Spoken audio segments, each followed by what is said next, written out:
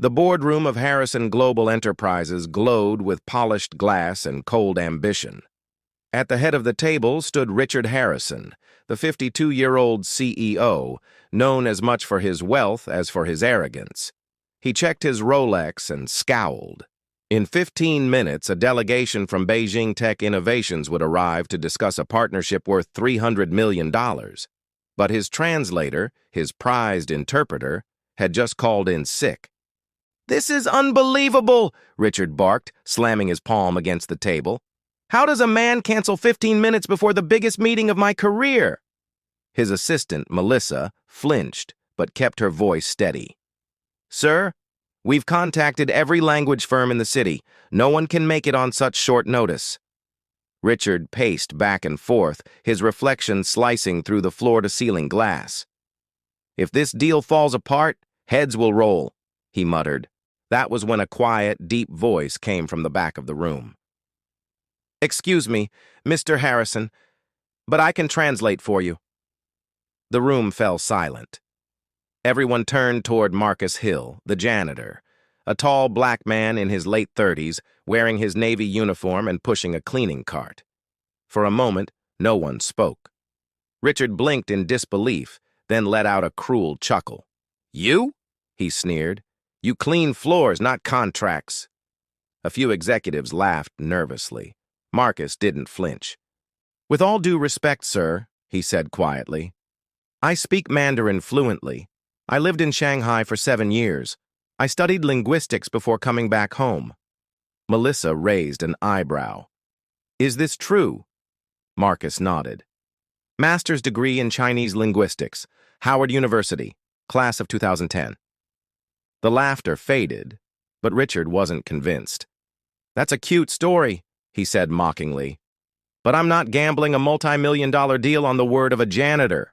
Marcus took a deep breath, then began to speak. Not in English, but in perfect, elegant Mandarin. His pronunciation rolled smoothly, his tone precise, respectful, and confident. The executives froze. Even Richard stopped pacing. Though he didn't understand a word, he could sense the authority, the fluency, the poise. "What did you just say?" he asked finally. "I said, 'It is an honor to serve your company, and I hope our cooperation brings mutual prosperity,'" Marcus translated, calm and composed. Melissa's mouth fell open. "He's flawless." Richard's pride battled with desperation. Time was running out, and the Chinese delegation was already in the lobby. He exhaled sharply. "Fine. You've got one chance. Don't embarrass me." Marcus simply nodded. "I won't." 15 minutes later, the conference room filled with the sound of Mandarin greetings and polite laughter. The Chinese delegation entered, 5 executives in dark suits, led by Mr. Lee, a shrewd negotiator with an observant gaze. Richard forced a confident smile. "Welcome to Harrison Global," he said. Marcus stepped forward, bowing slightly, then translated Richard's greeting seamlessly into Mandarin.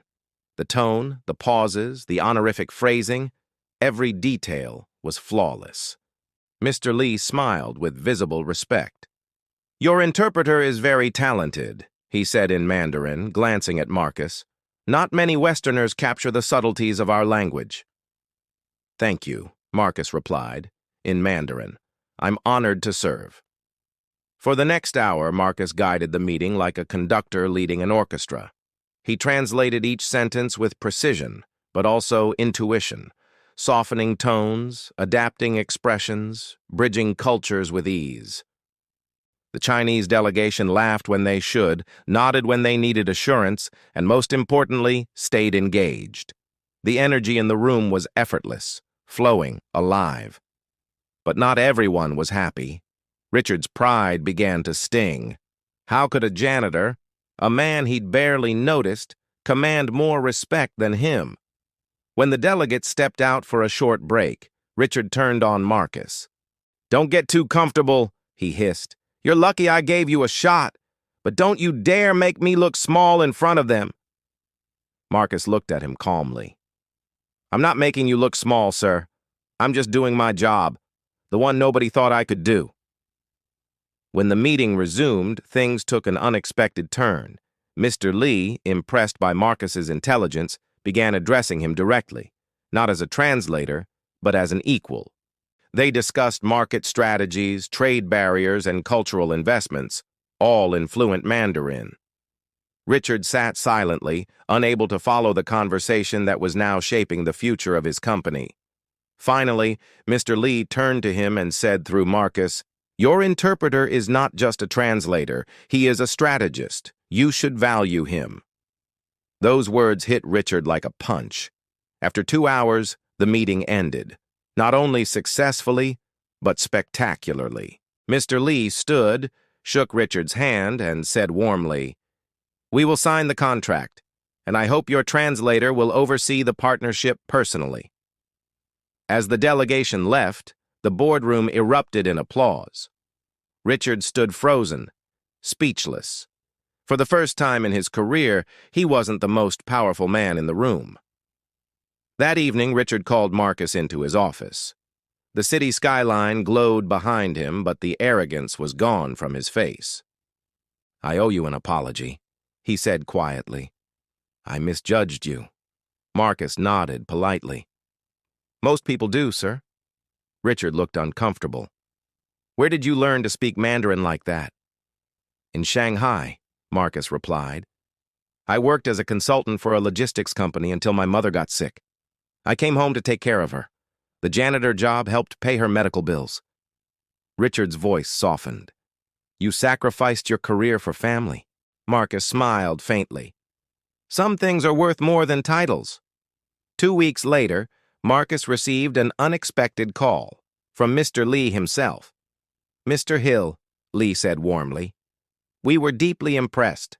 Our company would like to offer you a position as Director of Cultural Partnerships. You'll be our bridge between Beijing and New York." Marcus could hardly breathe. He thanked him, hung up, and looked around his small apartment. The same one where he'd once studied Mandarin late into the night, believing it might someday matter again. It finally had. Months later, Marcus walked into the same building, but this time not with a mop or a cart. He wore a tailored suit, carried a briefcase, and had an office on the 30th floor with his name on the door, Marcus Hill, Director of International Relations. Richard stopped by his office one morning, smiling awkwardly. "You're doing incredible work, Marcus. The Chinese partners speak of you with deep respect." Marcus nodded graciously. "Thank you, sir." As Richard turned to leave, Marcus added softly, "You were right about one thing, Mr. Harrison." Richard looked back. "What's that?" "You said I clean floors, not contracts. But sometimes you have to clean the dirt in a company before you can build something worth signing." Richard froze, and then, for the first time, smiled with genuine humility. Marcus Hill's story became company legend, a tale whispered in every hallway. The janitor who spoke fluent Mandarin, the man who turned humiliation into triumph. The living reminder that true brilliance doesn't wear a title. It reveals itself when given a chance.